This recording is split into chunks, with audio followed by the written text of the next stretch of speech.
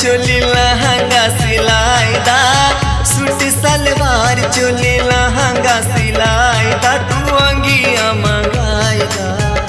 अच्छा चलाए बलम जी हो चलाए बलम जी हमके फतेहपुर घुमाईदा, चलाए बलमुआ हमके फतेहपुर घुमाईदा। सूट सलवार चोली लहंगा सिलाईदा, सूट सलवार चोली लहंगा सिलाईदा, तू अंगिया मंगाईदा। ढेर बात खला कर बड़ू चलाए बलम जी हम ना जाना हो चलाए बलमुआ हमें फतेहपुर घुमाईदा, चलाए सजन जी हमें फतेहपुर घुमाईदा, चलाए बलमुआ हमें फतेहपुर घुमाईदा। भारत प्रिय चरित्र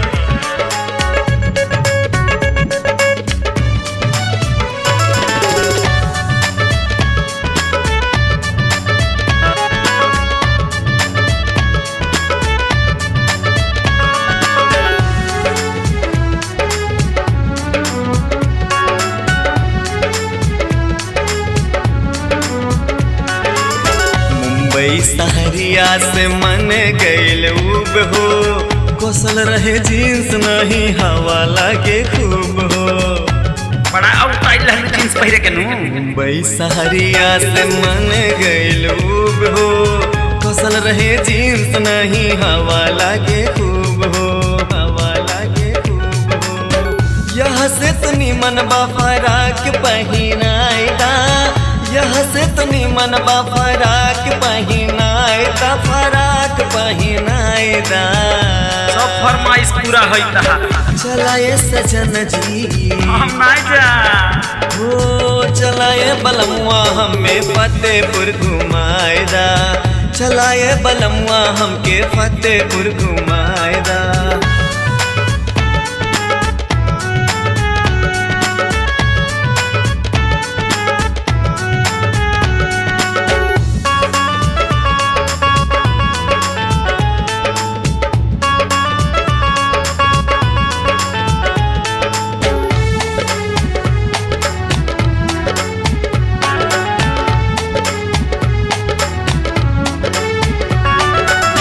फतेहपुर के बोले लागेला मीठे हलवा, पेड़ा खियाता सैया चल के तू मलवा।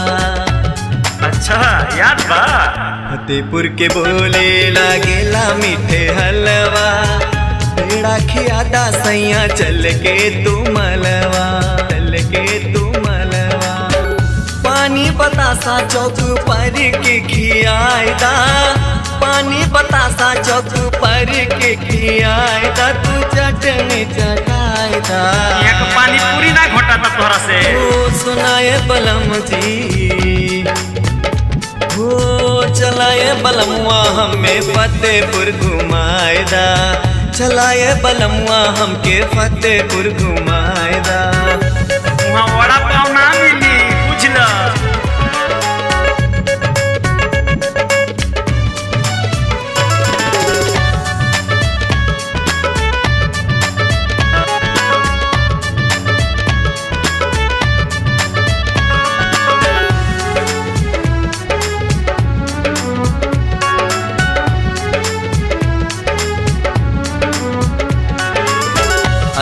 बाजार सरकंडी के मेला, प्रेम तिवारी नहीं जई है अकेला।